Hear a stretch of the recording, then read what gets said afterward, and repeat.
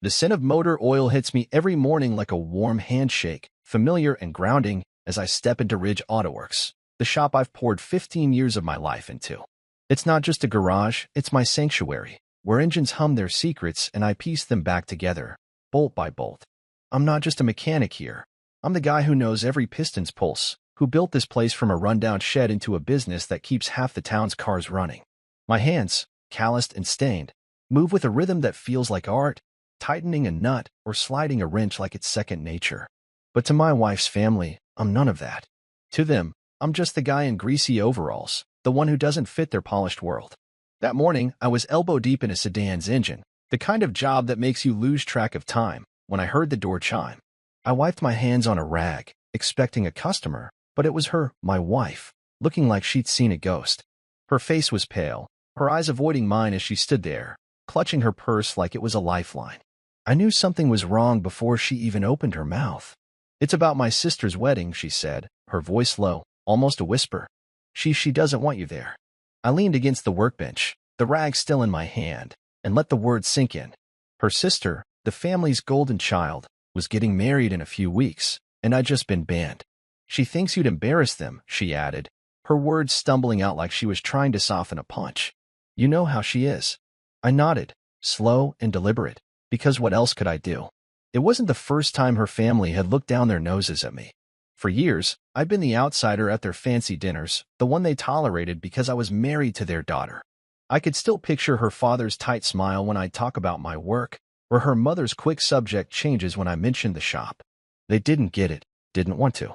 To them, I was a smudge on their perfect family portrait, and now her sister had drawn a line in the sand. I looked at my wife, waiting for her to say something else, to stand up for me, but she just stared at the floor, her silence louder than any words. I tossed the rag onto the bench and turned back to the engine. "Guess I'll stay home then," I said, keeping my voice steady, though inside, something twisted, a mix of hurt and anger I didn't want to let spill out. She lingered for a moment, like she might say more, but then the door chimed again, and she was gone. I stood there, the hum of the shop filling the quiet, and tried to focus on the engine in front of me. The sedan needed a new timing belt, a straightforward fix, but my hands weren't as steady as usual. I kept replaying her words, the way she'd said embarrass, like it was a fact, not an opinion. I'd always known her family thought I wasn't good enough, but hearing it laid bare like that, from my own wife's mouth, stung deeper than I wanted to admit. I tightened a bolt, maybe a little harder than necessary, and told myself to let it go. This wasn't new. I'd been dealing with their judgment since the day we got married, when her father pulled me aside and asked if I was sure about taking on his daughter, like I was some charity case she'd picked up. Back then, I'd laughed it off, told him I loved her, and that was enough. But now, standing in my shop with her sister's wedding band hanging over me, I wasn't so sure it was enough anymore. I glanced at the clock, barely noon, but the day already felt heavy. A customer's truck was waiting in the next bay, a beast with a busted transmission, and I had a stack of invoices to sort through before closing. Work was my refuge, always had been. When life got messy, I could come here, lose myself in the clank of metal and the logic of machines. Unlike people, engines didn't judge. They just needed someone to understand them, to put the pieces back right. I grabbed a wrench and got back to the sedan, trying to push the morning's conversation out of my head.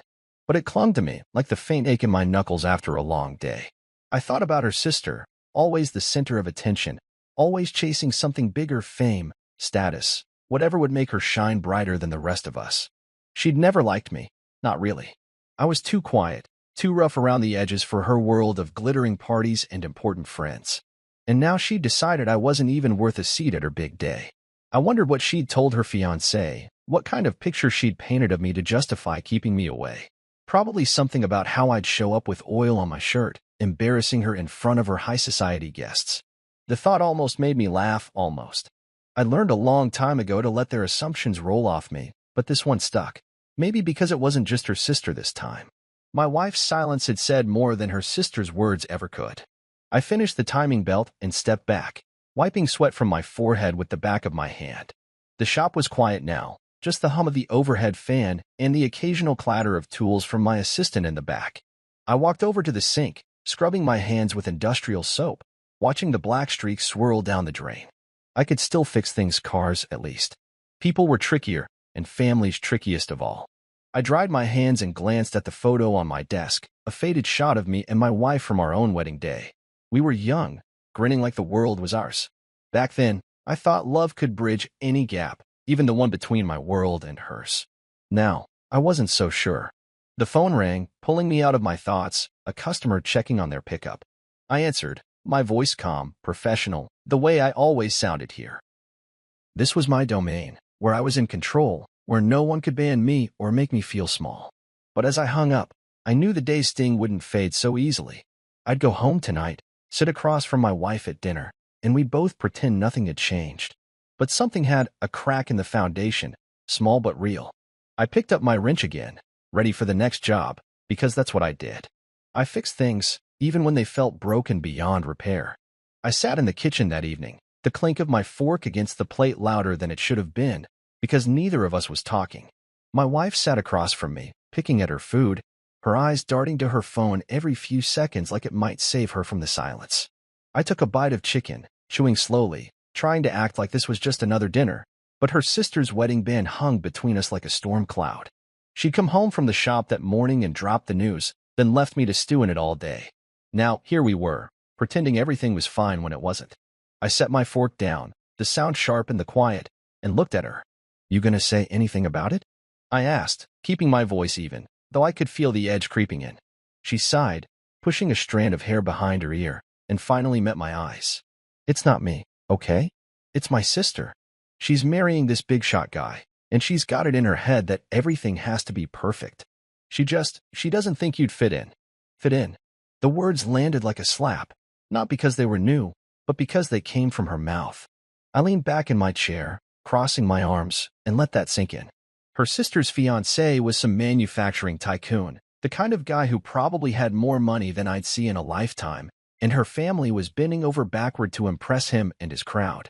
Government types, tech hotshots, she'd rattled off the guest list like it was a royal court, and I was the peasant who'd ruined the vibe. So, what's the plan? I said, keeping my tone calm, though my chest tightened. I just stay home, act like it never happened. She frowned, like I was making this harder than it needed to be. I don't know. I tried talking to her, but you know how she gets. She's got this vision for the wedding, and she's not budging. I nodded, staring at the table, the wood grain blurring as I tried to keep my cool. I'd spent years playing the quiet husband, biting my tongue when her family made their little digs about my job, my clothes, the way I didn't care for their cocktail parties. I'd done it for her, because I loved her, because I thought we were a team. But now, sitting here, I wasn't sure whose side she was on. I stood, carrying my plate to the sink, the scrape of ceramic against the counter louder than I meant it to be. I'm not going to beg to be at a wedding I'm not wanted at, I said, my back to her. But you could have stood up for me. She didn't answer right away, and when she did, her voice was small. I didn't want to fight with her. It's her day. I turned on the faucet, letting the water drown out whatever else she might have said. Her day. Sure. But what about ours? What about the promises we'd made to each other, the ones that were supposed to mean something? I scrubbed the plate harder than necessary, watching the suds swirl down the drain, and tried to focus on that instead of the ache building inside me. The truth was, I didn't care about her sister's wedding, not really. I'd have gone, sat in the back, clapped when I was supposed to, and called it a day. But being told I wasn't good enough, that I'd somehow taint their perfect picture, that cut deeper than I wanted to admit. I dried my hands and headed to the garage, my refuge when the house felt too small. The air was cooler out here, thick with the smell of oil and metal, and I flicked on the light, letting it wash over my workbench. Tools lined the walls, each one in its place, each one dependable in a way people sometimes weren't. I picked up a socket wrench, turning it over in my hand, the weight of it grounding me. I didn't need her family's approval. I'd built a life without it. Ridge Auto Works was mine, a business I'd grown from nothing, and it paid the bills, kept the lights on. But there was something else, something her family didn't know, something even she didn't fully grasp. My consulting firm, CR Dynamics, wasn't just a side gig. It was a powerhouse in its own right, fixing broken companies the way I fixed broken cars. A few years back, I'd gotten a call from a manufacturing firm on the brink of collapse, massive debt, failing systems, the works. I'd spent months redesigning their production lines, streamlining their operations, and pulling them back from the edge. They tripled their output in under a year, and the board called it a miracle. But I didn't take the spotlight. I let my co-director, a sharp woman who loved the stage, handle the press, the meetings, all the public stuff. I liked working in the shadows, where the real fixes happened. What nobody knew, not her sister, not her parents, not even my wife, was that the company I'd saved was her sister's fiancé's. His empire, the one her family was so desperate to impress, would have been dust if I hadn't stepped in. I set the wrench down, the irony hitting me like a punch. They thought I was just a guy with grease under his nails, but I'd held their golden boy's future in my hands and never said a word. Part of me wanted to tell her, to march back into the kitchen and lay it all out, see the look on her face when she realized who I really was. But I didn't. Not yet. That kind of truth needed the right moment, and this wasn't it. I walked over to the old Mustang I'd been restoring, a side project that kept me sane when the world got loud. Its curves gleamed under the fluorescent light, half-finished but already beautiful. I ran my hand along the hood, feeling the smooth metal, and thought about what I built, not just cars, but a life. I'd never needed her family's respect to know my worth, but it still stung that she hadn't fought for me. I heard the back door creak open, and she stepped into the garage, her silhouette framed in the doorway. "Can we talk?" she asked, her voice softer now, like she was trying to bridge the gap. I didn't turn around, just kept my hand on the Mustang. "I'm listening," I said, because I was, but I wasn't ready to let her off the hook. She took a step closer, her shoes scuffing the concrete. "I hate this. I don't want you to feel like I'm choosing them over you." I finally looked at her, her face half-lit in the dim glow, and saw the guilt in her eyes. But guilt wasn't enough, not tonight. "Then don't," I said simply. She opened her mouth, then closed it, like she didn't know how to fix this. And maybe she couldn't. I turned back to the car, picking up a rag and wiping down the fender, because that's what I did when things got messy. I kept working. She stood there for a moment longer, then left without another word, the door clicking shut behind her. I stayed in the garage, the hum of the world outside fading, and let the weight of the day settle. I wasn't invisible, not to the people who mattered, but right now, I felt like I was standing in a room full of shadows, waiting for someone to see me.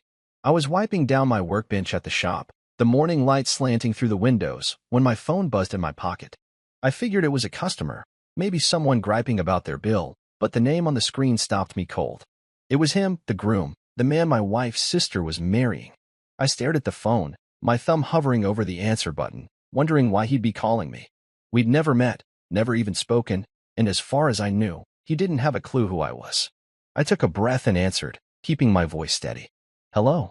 His voice came through, warm and direct, like we were old friends. "Hey, is this Chris?" The guy from CR Dynamics. My grip tightened on the phone. He didn't know me as the guy married to his fiancée's sister, didn't even know my last name, just the engineer who'd pulled his company out of the fire. I leaned against the workbench, the cool metal grounding me, and said, "Yeah, that's me." He laughed, a big, relieved sound. "Man, I've been trying to track you down for weeks. I owe you big time. That overhaul you did for us, it's still paying off. We're rolling out the next phase of upgrades, and my board's dying to meet the brain behind it. You got any plans tomorrow?" Tomorrow. The day of the wedding I'd been banned from. I glanced around the shop, at the tools lined up neat on the wall, the half-fixed pickup in the bay, and felt a strange calm settle over me. "Tomorrow's wide open," I said, which wasn't entirely true, but close enough. He didn't miss a beat. "Perfect. I'm tying the knot, and we're having a big event. Lots of industry folks will be there, my people, some investors. I'd love to introduce you, let them see the guy who saved us." "You in?" I paused, letting the weight of it sink in. He was inviting me to his wedding, not as family, not as the guy his fiancée had written off, but as the engineer he respected. I could have told him right then who I was, that I was supposed to be at his wedding anyway, or that I'd been told to stay away. But I didn't. Something in me wanted to see this play out, to step into that room on my own terms. "I'll be there," I said, my voice calm, though my pulse was kicking up. He thanked me, rattling off details about the venue, but I barely heard him. When I hung up, the shop felt quieter than usual, like the world was holding its breath. I slipped the phone back in my pocket and picked up a wrench, turning it over in my hand, the metal cool against my palm. I'd spent years staying out of the spotlight, letting my work speak for itself. CR Dynamics wasn't just a side hustle, it was a machine I'd built from the ground up, fixing companies the way I fixed engines. When his company came to us, it was bleeding money, their production lines a mess, their morale in the gutter. I'd spent nights poring over their numbers, redesigning their systems, finding the weak spots and shoring them up. By the time we were done, They were running smoother than ever, and he'd called me a genius in a boardroom I never stepped foot in. But I'd kept my name off the press releases, let my co-director handle the handshakes and headlines. I liked it that way, working in the background, where the real fixes happened. Now, though, the background wasn't an option. I set the wrench down and walked over to the coffee pot in the corner, pouring myself a cup.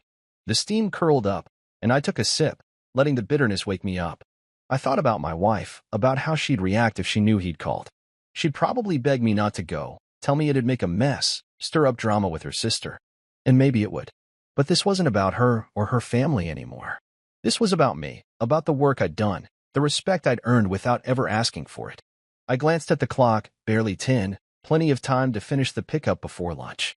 I set the coffee down and got to work, sliding under the truck, the familiar creak of the creeper easing me into focus. The transmission was a tangle of bad seals and worn gears, but I could fix it, same as I'd fixed his company, same as I'd fixed 100 other things. That's what I did. I saw what was broken and made it right. But as I tightened a bolt, my mind kept drifting back to his call. He'd sounded genuine, like he meant every word about wanting me there.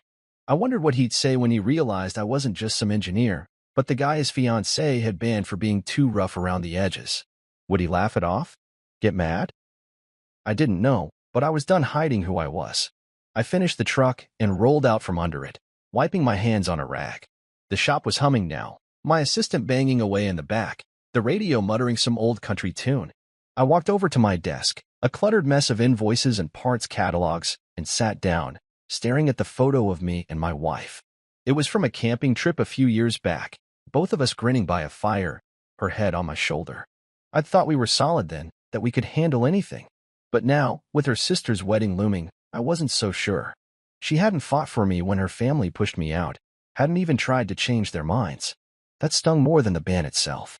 I leaned back in the chair, the springs creaking under me, and thought about tomorrow. I could stay home, keep the peace, let her family keep their perfect little bubble. Or I could show up, not to make a scene, but to stand in the truth of who I was. I wasn't just a mechanic, not just the guy in greasy overalls they loved to look down on. I was the man who'd saved an empire, who'd built a life from nothing, who'd earned a seat at any table I chose. I stood, grabbing my jacket from the hook by the door. The shop could wait for a few hours. I needed to clear my head. I stepped outside, the air crisp, the street quiet except for the occasional car rolling by. I started walking, no real destination, just moving to keep the thoughts from piling up. Tomorrow wasn't about crashing a wedding or settling scores. It was about taking back my name, about showing up as the man I'd always been, whether her family saw it or not. I didn't need their approval, but I was done letting them define me. By the time I got back to the shop, the sun was higher, the day stretching out ahead. I had work to do, parts to order, customers to call. But as I stepped inside, the phone call still echoed in my head, his voice clear as day. You in? Yeah, I was in. Not to prove them wrong, but to remind myself who I'd been all along. The morning of the wedding, I stood in front of the mirror, adjusting the knot on my tie, the navy suit hugging my shoulders just right. I'd bought it a year ago for a client meeting I never ended up attending, and it had sat in the closet ever since, waiting for a moment like this. No grease stains, no worn cuffs, just clean lines and a quiet kind of strength. I ran a hand through my hair, smoothing it down, and caught my reflection staring back. I didn't look like the guy my wife's sister had banned, the one she thought would drag oil tracks across her perfect day. I looked like someone who belonged, and for the first time in a while, I felt it too. Downstairs, my wife was pacing the kitchen, her coffee untouched on the counter. She'd been like this since I told her about the call from her sister's fiancé, about his invitation to the wedding. Please, she said, her voice tight, don't go. You know how she'll react. She'll lose it, and it'll ruin everything. I slipped my wallet into my pocket, keeping my movements slow, deliberate. Ruin what? I asked, not looking at her. Her big day? Or the story she's been telling everyone about me? She stopped pacing, her hands gripping the edge of the counter. It's not about you. It's about keeping the peace. You show up, and she'll make a scene. You want that. I turned to face her, leaning against the doorframe. Her eyes were pleading, but I saw something else there too, fear, maybe, that her family's house of cards was about to fall. Nobody cared about peace when they told me to stay away, I said, my voice calm but firm. I'm not going to make trouble. I'm going because I was asked. That's it. She opened her mouth, then closed it, like she'd run out of arguments. I didn't wait for her to find more. I grabbed my keys and headed for the door, the weight of her silence following me out. Outside, a black sedan was waiting in the driveway, sent by my co-director at CR Dynamics. She'd insisted on it when I told her about the invitation, said it was only right for the guy who'd saved an empire to show up in style. I slid into the back seat, the leather cool against my suit, and gave the driver a nod. As we pulled away, I watched my house shrink in the side mirror, wondering what I'd come home to tonight. The drive was quiet, the kind of quiet that lets your thoughts run wild. I didn't want revenge, not the petty kind. Anyway, I wasn't going to storm in, throw my weight around, or shout about how they'd misjudged me. That wasn't my style. But I was done hiding, done letting her family paint me as less than I was. I built 2 businesses from nothing: Ridge Auto Works, where I fixed cars with my own hands, and CR Dynamics, where I fixed companies most people wrote off as dead. Her sister's fiancé knew that, even if she didn't. He'd called me himself, asked me to be there, not as some plus one, but as the man whose work had saved his company. That meant something, and I wasn't about to turn it down just to spare her feelings. The sedan wound through the city, past strip malls and quiet neighborhoods, until the skyline gave way to rolling hills. The venue was out here somewhere, a fancy estate turned wedding palace, according to the details he'd sent. I shifted in my seat, checking my phone out of habit, but there was nothing, no texts, no missed calls. My wife hadn't tried to stop me again, hadn't even wished me luck. I didn't know if that made me angry or just tired. I tucked the phone away and looked out the window, the world blurring past. I thought about the years I'd spent keeping my head down, letting her family's comments slide because I didn't want to rock the boat. The time her father asked if I'd ever considered something more stable than the shop, like turning wrenches was a kid's hobby. Or the way her mother would steer conversations away from my work, like it wasn't worth mentioning. I'd let it go because I loved my wife, because I thought we were stronger than their opinions. But now, with her sister's ban and my wife's silence, I wasn't so sure what we were anymore. The car slowed, pulling into a long driveway lined with manicured trees. The estate loomed ahead, all stone and glass, like something out of a magazine. Cars were already parked in neat rows, sleek sedans, a few limos, the kind of vehicles that screamed money. I thanked the driver and stepped out, the gravel crunching under my shoes. The air was warm, laced with the scent of cut grass and flowers, and I could hear music drifting from somewhere inside, soft and elegant. I straightened my jacket, feeling the weight of the moment settle on me. This wasn't about proving them wrong, I told myself again, though part of me knew that wasn't entirely true. It was about showing up as myself, not the version her family had decided I was. I started toward the entrance, my step steady, when a security guard in a black suit stepped forward, holding up a hand. "Name?" he asked, his tone clipped, like he was used to turning people away. I gave it to him, watching his eyes flick to the tablet in his hand. He frowned, scrolling for a moment, then looked up. "You're not on the list." I nodded, expecting this. "Check the groom's list," I said, keeping my voice even. He invited me personally. The guard hesitated, then tapped the screen a few more times. His frown deepened, but he stepped aside. "Go ahead," he said, almost reluctantly. I gave him a nod and walked past, feeling his eyes on my back. The courtyard opened up ahead, filled with people in suits and dresses, glasses of champagne catching the sunlight. I scanned the crowd, looking for a familiar face, but I didn't see my wife or her sister. What I did see was a group of men near the fountain, laughing, one of them gesturing wildly as he told a story. And there, in the middle, was the groom himself, his smile bright, his posture easy. I took a breath, my heart steady but loud in my chest. This was it, the moment I stepped out of the shadows, not for her family, but for me. I wasn't here to beg for a seat at their table. I was here because I'd earned one, and nobody, not her sister or anyone else, could take that away. I started across the courtyard, the music fading into the background, my focus narrowing to the man who'd called me here. Whatever happened next, I was ready not to fight, but to stand my ground, to let the truth do the talking. I stepped into the courtyard, the murmur of the crowd wrapping around me like a low hum, and felt the weight of 100 eyes I couldn't see. The estate was a spectacle, stone arches draped in white flowers, tables gleaming with crystal, a cathedral-turned wedding venue that screamed money and ambition. I adjusted my tie, the navy suit sharp against my skin, and kept my step steady, like I belonged here, because I did. Not because of my wife's family, but because of the work I'd done, the kind that had caught the attention of the man I was here to meet. The air was thick with perfume and champagne fizz, and I scanned the faces, suits, dresses, polished smiles, until I spotted him near a fountain, surrounded by a knot of men in tailored jackets. He was laughing, his head thrown back, the picture of a groom enjoying his day. I started toward him, weaving through the crowd, when a security guard stepped into my path, his hand raised like a stop sign. "Sir, I need to see your invitation," he said, his voice flat, his eyes sizing me up. I met his gaze, calm but firm. "I'm here at the groom's request. He called me yesterday. Check with him if you need to." The guard frowned, his hand hovering near his earpiece, ready to call for backup. I didn't flinch. I'd dealt with gatekeepers before, the kind who thought a suit couldn't hide a nobody. But before he could say anything, a voice cut through the chatter, loud and warm. "Chris? Is that Chris Ridley?" I looked past the guard and saw him, the groom, breaking away from his group, his face lighting up like we'd known each other for years. The guard froze, his hand dropping, and I gave him a nod before stepping forward. The groom crossed the courtyard in quick strides, his grin wide, oblivious to the heads turning around us. "Man, you made it," he said, clapping me on the shoulder like we were old buddies. "I was starting to think you'd ditch me." I smiled, keeping it easy, though my pulse kicked up a notch. "Wouldn't miss it," I said, my voice steady despite the eyes now locked on us. He turned to the crowd, his arm still on my shoulder, and raised his voice. "Everyone, listen up. This is Chris Ridley, the real genius behind CR Dynamics. The man who rebuilt my company from the inside out." A ripple went through the courtyard, murmurs spreading like wind through grass. I felt the shift, the way people stood a little straighter, their glances sharpening with curiosity.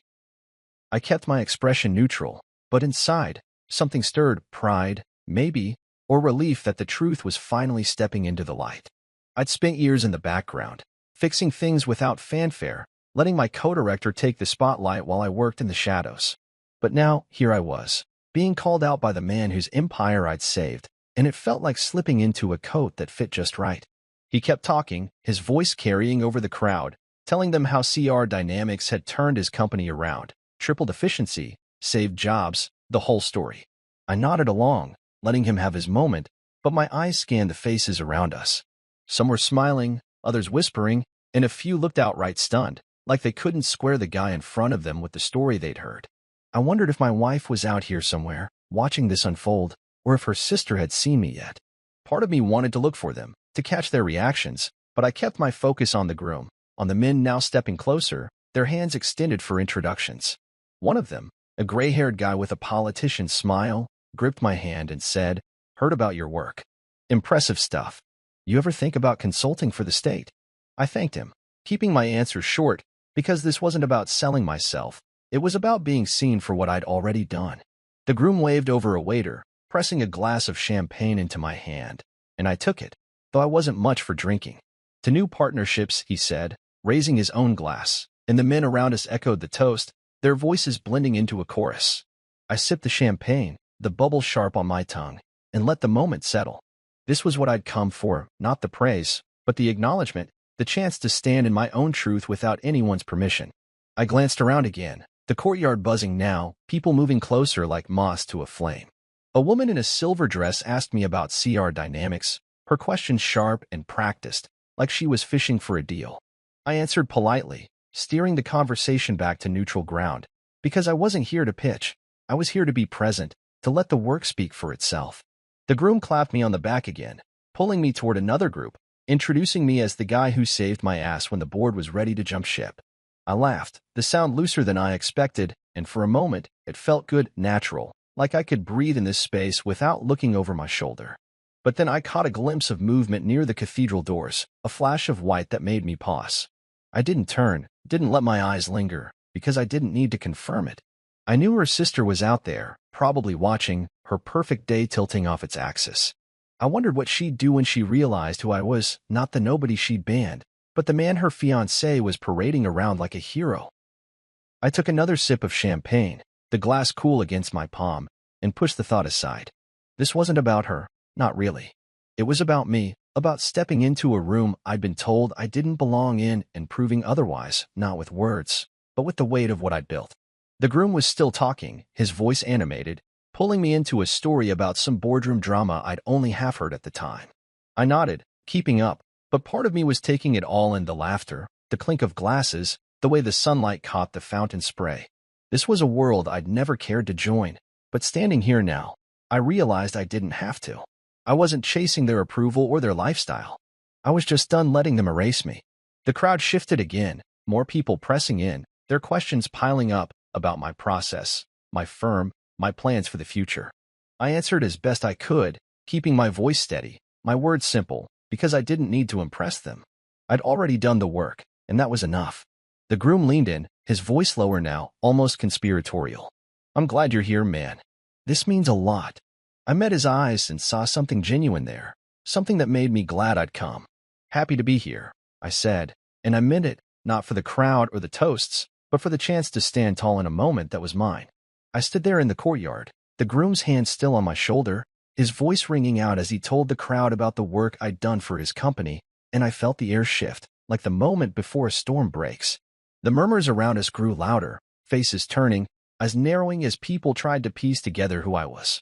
I kept my smile steady, the champagne glass cool in my hand, but my senses were sharp, picking up every glance, every whisper. I'd come here to answer the groom's invitation, to step into the truth of my work, but now that I was standing in it, I could feel the ground trembling under me, not with fear, but with something else, something alive.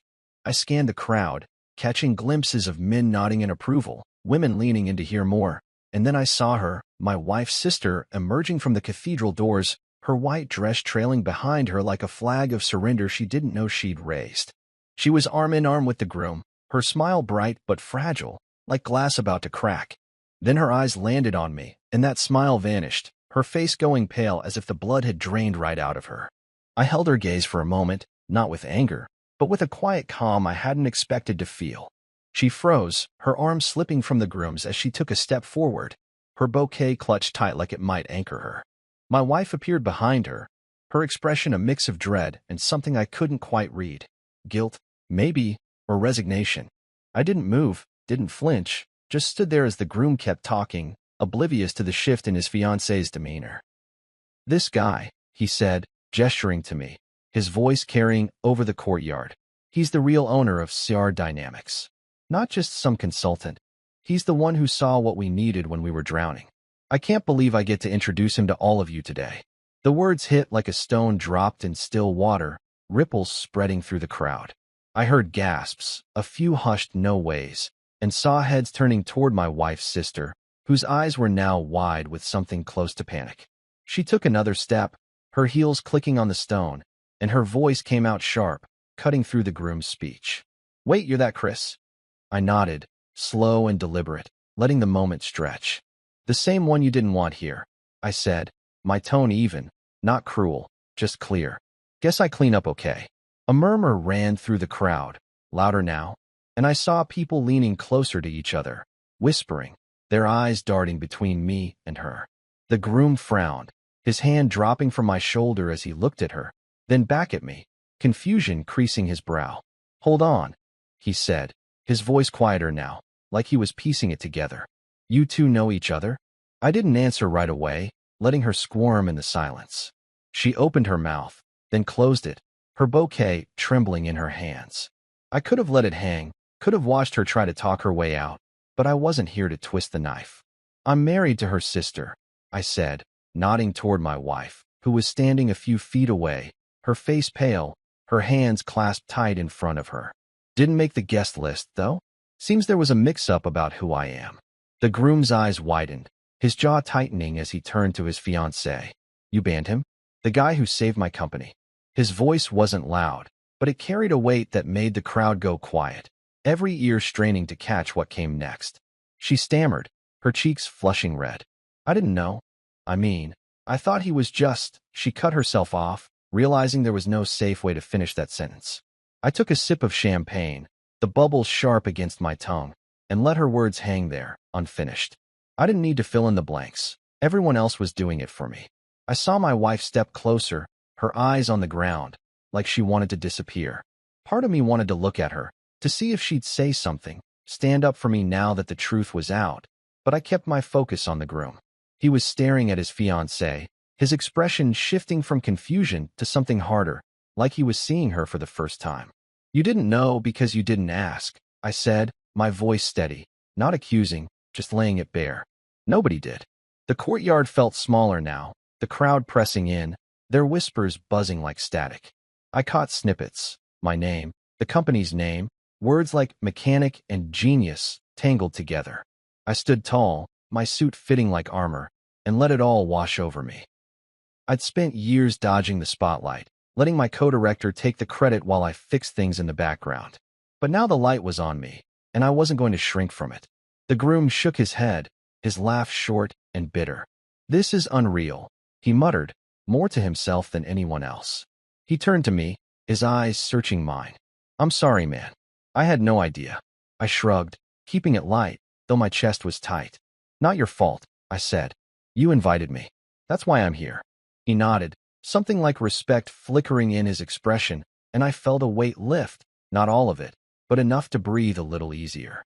I glanced at my wife's sister again, her face a mask of shock and embarrassment, her bouquet sagging in her hands. She looked smaller now, her white dress less like a crown and more like a costume that didn't fit. I didn't feel sorry for her, not exactly, but I didn't feel triumphant either. This wasn't about tearing her down. It was about standing up, about letting the truth do the talking. My wife finally moved, stepping beside her sister, her hand hovering like she wanted to comfort her, but didn't know how. She looked at me, her eyes pleading, but I didn't know what she wanted. For me to stop, to leave, to make it all go away. I didn't have that power, and even if I did, I wouldn't use it. I'd come here because I was asked, because the work I'd done mattered, and I wasn't going to apologize for that. The groom clapped a hand on my arm, pulling my attention back. "Come on," he said, his voice steadier now. "Let me introduce you to some people who've been dying to meet you." I nodded, following him toward a group of men in suits, their faces bright with interest. I could still feel her eyes on me, my wife's, her sister's, but I didn't look back. I'd said what I needed to say, stood where I needed to stand. The courtyard buzzed around me, the music starting up again, and I moved forward, one step at a time, into a moment that was finally mine. I followed the groom through the courtyard, his hand guiding me toward a cluster of men in crisp suits, their faces lit with the kind of curiosity that comes when someone's name carries weight. The air was warm, the scent of flowers mixing with the faint tang of champagne, but my focus was sharp, like the edge of a freshly turned wrench. I could still feel the eyes on me, some from the crowd, some heavier, like my wife's and her sister's, but I didn't turn around. I'd said my piece, let the truth step into the light, and now I was moving forward, one steady step at a time. The groom introduced me to his group, board members and investors, their handshakes firm, their questions quick and pointed. They wanted to know about CR dynamics, about how I'd turn their company around, about what I could do next. I answered simply, sticking to the facts, streamlined systems, better workflows, numbers that spoke louder than I ever could. They nodded, impressed, one of them scribbling a note on his phone, saying he'd call me next week. I smiled, polite but guarded, because this wasn't about chasing deals. It was about being seen, about standing in a space I'd been told I didn't belong. The whispers around us grew, a low hum that followed me like a shadow. People were talking, not just about my work, but about what had just happened, the way my wife's sister had gone pale when she realized who I was. I caught fragments of it, my name, her name, words like banned and embarrassed floating through the crowd. I didn't lean into it, didn't try to catch more. I'd come here to answer the groom's call, not to stir up drama, but the truth has a way of making waves whether you mean it to or not. I took a sip of champagne, the glass still in my hand, and let the conversation flow around me. The groom was animated, telling a story about how his company's stock had climbed after my fixes, and I nodded along, half listening, my mind drifting to the weight of the moment. I'd spent years keeping my head down, fixing things without fanfare, letting my co-director soak up the spotlight while I worked in the background. But now, standing here with these men hanging on my words, I felt something shift inside me, not pride, exactly, but a quiet strength, like a machine finally running at full power. I glanced across the courtyard, my eyes catching movement near the cathedral doors. My wife's sister was gone, probably off licking her wounds, but my wife was still there, standing with her parents, her face tight with something I couldn't name. Her father stepped forward, his shoulders hunched, and I braced myself as he approached, his wife trailing behind. He stopped a few feet away, his eyes meeting mine, and for the first time in years, he didn't look at me like I was beneath him. "We didn't know," he said, his voice low, almost apologetic. "About your company, about what you did for him. We had no idea." I set my glass down on a passing waiter's tray, buying a moment to steady myself. I'd waited a long time to hear something like that, but now that it was here, it didn't feel like I'd imagined. There was no triumph, no rush of vindication, just a tired ache, like a bruise I'd carried too long. "You never asked," I said, not sharp, just honest. "None of you did." He flinched, just enough to notice, and his wife touched his arm, her eyes darting away like she couldn't handle the weight of my words. I didn't push it, didn't need to. The truth was out, and it was enough. I turned back to the groom, who was watching the exchange with a frown, like he was starting to see the cracks in the family he'd almost married into. My wife stepped closer, her hands clasped tight in front of her, and I felt her presence like a pull I couldn't ignore. She didn't speak, didn't try to smooth things over, and I was glad for it. I wasn't ready for her words, not yet, not after she'd let her sister's band stand without a fight. I met her eyes for a moment, saw the shame there, the regret, but I didn't soften. She'd made her choice, and I was making mine, standing here, not as her husband, but as the man I'd always been. The groom clapped me on the back, pulling me back into the conversation, and I let myself ease into it, answering questions, shaking hands. The crowd was alive now, buzzing with energy, and I felt it carry me, like a current I didn't have to fight. A woman in a sharp blazer asked about my process, her eyes bright with interest, and I explained it in simple terms: find the problem, strip it down, build it back stronger. She nodded, impressed, and I realized I was enjoying this, not the attention, but the chance to talk about the work I loved, to let it breathe in a room full of people who actually listened. The music shifted, a string quartet starting up somewhere nearby, and I felt the day stretching out, full of possibilities I hadn't come here expecting. I wasn't naive. I knew this moment wouldn't fix everything, wouldn't erase the years of slights or the silence from my wife. But it was a start, a step towards something I could build on, like a foundation laid solid and true. The groom leaned in, his voice low. "You're the real deal, man. I'm glad you're here." I nodded, meeting his eyes, and saw something like gratitude there, not just for the work, but for showing up, for standing tall when it would have been easier to stay home. "Glad to be here," I said, and I meant it, not for the crowd or the handshakes, but for the chance to be myself, unapologetic and whole. I glanced at my wife again, still standing with her parents, her face softer now, like she was trying to find a way back to me. I didn't know if she could, didn't know if I wanted her to, not yet. But I felt her watching, felt the weight of her regret, and it didn't cut like it had before. I'd come here to reclaim my name, not to settle scores, and I'd done that. The rest? Her family, whatever came next, could wait. I turned back to the group, the conversation picking up again, and let myself sink into it, the questions, the laughter, the clink of glasses.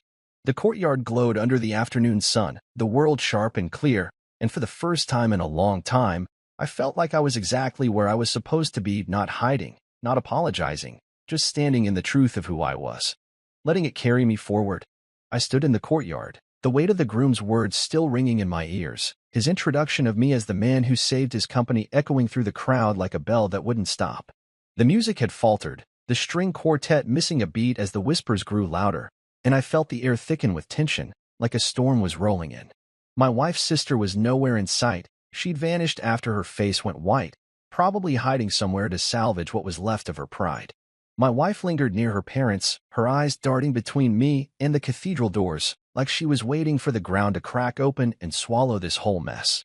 I didn't look at her long, couldn't, not yet. I'd come here to answer the groom's call, to stand in the truth of my work, and I'd done that. But now, with the crowd buzzing and the wedding teetering, I realized the truth wasn't just a light, it was a spark, and sparks can burn. The groom was still by my side, his expression shifting from pride to unease as he glanced around, sensing the chaos creeping in. He tried to steer things back, clapping his hands and calling for everyone to head inside for the ceremony, but his voice lacked the easy confidence it had before. People moved slowly, their eyes still on me, on him, on the empty space where his fiancée should have been. I set my empty champagne glass on a table, the clink sharp in my ears, and took a breath, steadying myself. I hadn't meant to derail the day, not like this, but I wasn't going to apologize for showing up, either. I started toward the cathedral, following the crowd, when I heard her voice behind me, sharp and raw. "Why would you do this?" I turned and saw my wife's sister, her dress crumpled at the hem, her eyes red like she'd been crying. She stood alone, her bouquet gone, her hands clenched into fists. The crowd slowed, heads turning, and I felt their stares like a weight I didn't ask for. I kept my voice calm, low, not wanting to fuel the fire. "I didn't come to ruin anything," I said, meeting her eyes. "I came because he asked me to be here. I came because the truth shows up when it's ready." Her jaw tightened, and she took a step closer, her voice shaking. "This was supposed to be my day, my moment. And you turned it into this." I didn't flinch, didn't look away. I'd spent years swallowing her family's judgment, letting their slights roll off me, but I was done bending. "You made it this," I said, not cruel, just clear. "You decided who I was before you even knew me. That's on you." She opened her mouth, ready to fire back, but the groom stepped between us, his face hard now, like he'd heard enough. "That's enough," he said, his voice low but firm, aimed at her. "This is your sister's husband. You should have known better." The words landed like a punch, and I saw her flinch, her eyes darting to him, then away, like she couldn't bear the truth in his gaze. The crowd was quiet now, the music gone, and I felt the moment stretch, heavy and fragile. I didn't add anything, didn't need to. The groom turned to me, his expression softer but strained. "I'm sorry, man. This isn't what I wanted." I nodded, keeping it simple. "Not your fault," I said, because it wasn't. He'd invited me here for the right reasons, and I'd come for mine. What happened after wasn't on us. It was on her, on the lies she'd built to keep me out. He gave me a tight nod and started toward the cathedral, gesturing for the crowd to follow, but the energy was off, like a machine grinding to a halt. People shuffled inside, their whispers trailing behind, and I stayed where I was, letting them pass. My wife appeared at my side, her hand brushing my arm, but I didn't look at her. "Can we talk?" she asked, her voice small, almost lost in the hum of the crowd. I shook my head, not sharp, just tired. "Not now," I said, and kept my eyes on the cathedral doors, where the groom had disappeared. She didn't push, just stood there for a moment before slipping away, her footsteps fading into the noise. I didn't know what I'd say to her later, didn't know if there was anything left to say. She'd let her sister ban me, let her family's judgment stand, and that was a crack I wasn't sure we could mend. I started walking, not toward the cathedral but away, toward the edge of the courtyard, needing air, needing space. The chaos followed me, the murmurs, the glances, but I kept my head up, my steps steady. I'd done what I came to do, stood where I belonged, and I wasn't going to shrink now. An hour later, word spread that the ceremony wasn't happening. Not yet, maybe not at all. I overheard a waiter saying the groom had called it off, that he'd walked out after a fight behind closed doors. I didn't know the details, didn't need to. I could guess what broke it: her obsession with status, her need to control the story, the way she'd pushed away anyone who didn't fit her picture. I'd seen it in her eyes when she realized who I was, the panic of a world slipping out of her grip. I didn't feel sorry for her, but I didn't feel victorious either. I just felt done, like I'd carried a weight too long and finally set it down. I found a bench under a tree, the shade cool against my skin, and sat, letting the day settle around me. The courtyard was quieter now, the crowd thinning as people drifted to their cars, their voices low with gossip. I leaned back, my suit jacket creasing, and thought about what came next. I'd go home tonight, face my wife, maybe talk, maybe not. I didn't know if we could fix what was broken, didn't know if I wanted to try. But I knew one thing: I wasn't the man her family thought I was, and I wasn't going to let them define me anymore. I pulled out my phone, checking the time, and saw a text from my co-director at CR Dynamics. "Heard you made waves. Proud of you." I smiled, just a little, and tucked the phone away. The sun was lower now, the light softer, and I felt the world slow, like an engine idling after a long run. I'd come here to stand in my truth, not to burn anything down, but sometimes truth is enough to change everything. I got up, brushing off my jacket, and started toward the parking lot, the gravel crunching under my shoes. Whatever happened next, her sister's fallout, my wife's apologies, the gossip that'd follow, I'd face it on my terms, not theirs. I wasn't hiding anymore, and that was enough for now. I drove home from the wedding with the windows down, the night air rushing in, cool and sharp against my skin, carrying the faint scent of cut grass and distant rain. My wife sat beside me, her hands folded tight in her lap, her eyes fixed on the dashboard like it might tell her what to say. The radio was off, the hum of the engine the only sound, and I let the silence stretch, heavy but not unbearable. I'd left the wedding after the chaos settled, after the groom called it off and my wife's sister locked herself away, her dream of a perfect day crumbling in front of everyone. I didn't stay to watch the fallout, didn't need to. I'd gone there to stand in my truth, to answer the groom's invitation, and I'd done that. Now, driving through the dark, I felt the weight of it all easing, like a knot slowly coming undone. I kept my hands steady on the wheel, my suit jacket folded in the back seat, the tie loosened around my neck. The road stretched out ahead, lined with street lights that flickered like they were keeping secrets, and I wondered what came next, not just tonight, but tomorrow, the day after, the rest of my life. I glanced at my wife, her profile soft in the dim glow, and saw the tension in her jaw, the way her fingers twisted together. She hadn't spoken since we left, hadn't tried to explain or apologize, and I wasn't sure I wanted her to, not yet. I turned my eyes back to the road, focusing on the white lines, the rhythm of driving, because it was easier than untangling the mess between us. We pulled into the driveway, the house dark except for the porch light I'd left on, and I cut the engine, the silence settling in thicker now. I stepped out, the gravel crunching under my shoes, and she followed, her heels clicking soft against the pavement. Inside, I flipped on the kitchen light, the fluorescent hum filling the quiet, and poured myself a glass of water, the cold biting my palm. She stood by the counter, her purse still clutched like a shield, and finally spoke, her voice low, almost fragile. "I never meant to hurt you," she said, her eyes on the floor, like she couldn't face me. I got tired of fighting them, of always defending you." I took a sip of water, letting her words hang there, the glass cool against my lips. I'd waited for her to say something like this, to acknowledge the gap between us, but hearing it didn't feel like I thought it would.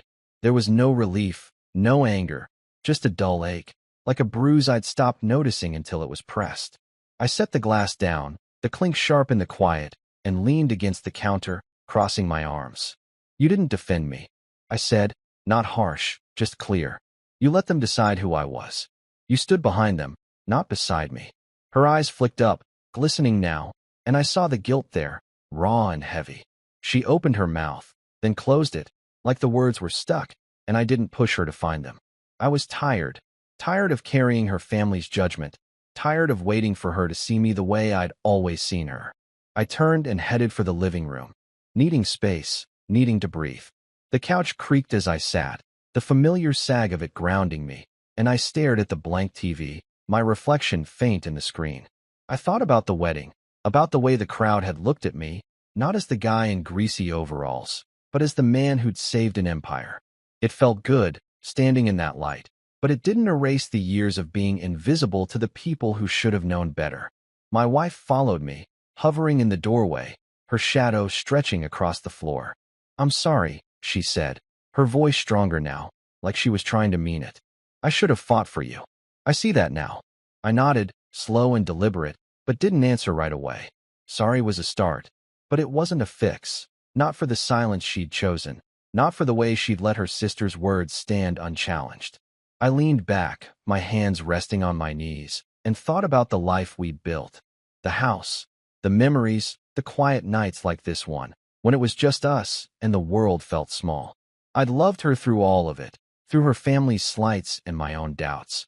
But love wasn't enough if it only went one way. "I need time," I said finally, my voice steady, not cold, just honest. "I need to figure out what this means for us." Her breath caught, a small sound, and I saw her nod out of the corner of my eye, her hands twisting together again. She didn't argue, didn't try to fix it with more words, and I was glad for that. She turned and slipped upstairs, her footsteps fading, and I stayed where I was, the house settling around me, creaking like it was exhaling. I thought about the wedding again, about the groom's face when he realized what his fiancée had done, about the way her sister had crumbled when her world tipped over. I didn't feel sorry for her. She'd built that trap herself, snaring her own future with her need to look bigger than she was. But I didn't feel triumphant either. I'd gone there to be seen, not to tear anyone down, and I'd done what I set out to do. The rest was hers to carry. I stood, stretching my shoulders, and walked to the window, the night pressing against the glass. The street was quiet, the neighbor's dog barking faintly, and I felt the world slow, like it was giving me room to think. I'd move out next week. I decided, not forever, maybe, but for now.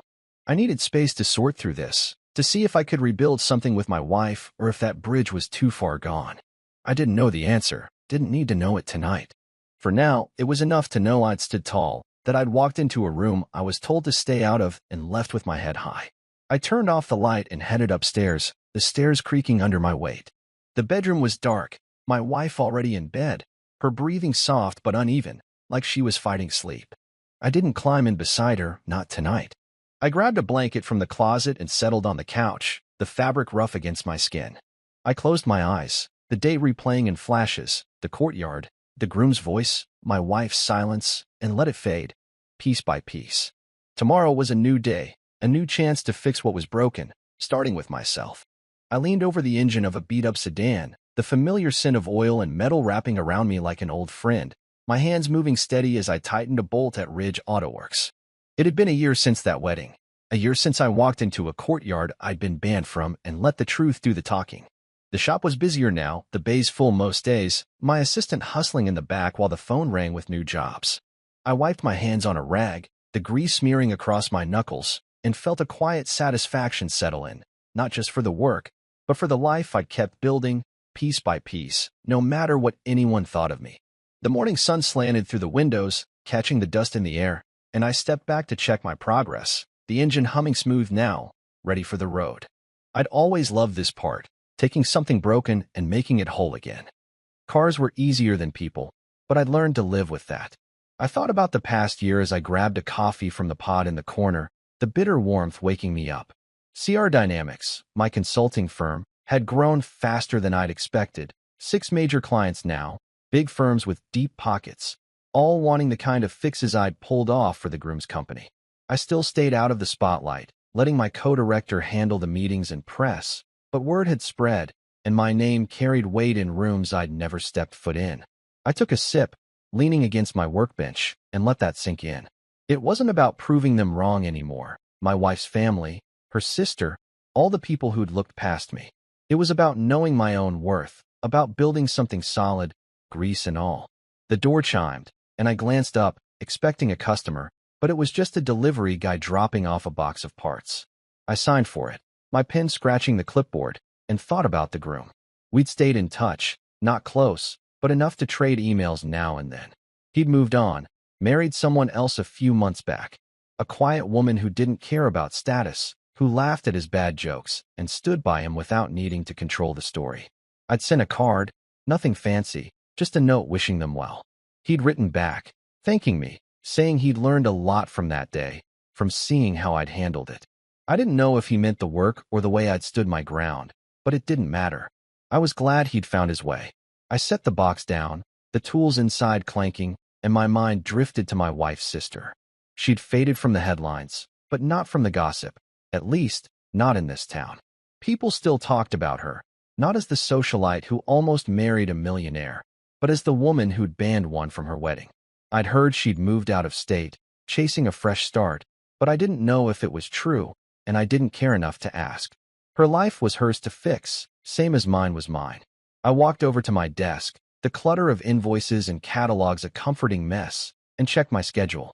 A couple of oil changes, a brake job, nothing I couldn't handle. The shop was my anchor, the place where I could lose myself in the work, where nobody could tell me I didn't belong. I thought about my wife, about the messages she sent now and then, short, careful, like she was testing the water. I answered them, polite but brief, because I wasn't ready for more. I'd moved out a week after the wedding, renting a small place across town, just me and a couch that creaked too much. It wasn't home, not really, but it was enough. A space to think, to figure out who I was without her shadow or her family's judgment. I hadn't filed for divorce, hadn't closed that door, but I hadn't opened it either. Some things take time, and I was okay with that. I grabbed a wrench and headed back to the sedan, the rhythm of work pulling me in. As I tightened a hose clamp, I heard footsteps behind me, light but deliberate, and turned to see a man in a clean button-up, his eyes scanning the shop like he was sizing it up. "You Chris Ridley?" he asked, his voice friendly but curious. I nodded, wiping my hands on the rag again. "That's me," I said, keeping it simple. He smiled, stepping closer, and held out his hand. "Heard about you. The guy who fixes cars and companies. Thought I'd see the place for myself." I shook his hand, my grip firm, and saw the spark in his eyes. Another client, maybe, or just someone chasing the story. I'd gotten used to it, the way people showed up now, their questions half about the work and half about that day. I didn't mind, not anymore. I gave him a quick tour, pointing out the bays, the tools, the Mustang I was still restoring in the corner, its curves gleaming under the lights. He asked about CR dynamics, about how I juggled it with the shop, and I answered straight, long hours, good people, a lot of coffee.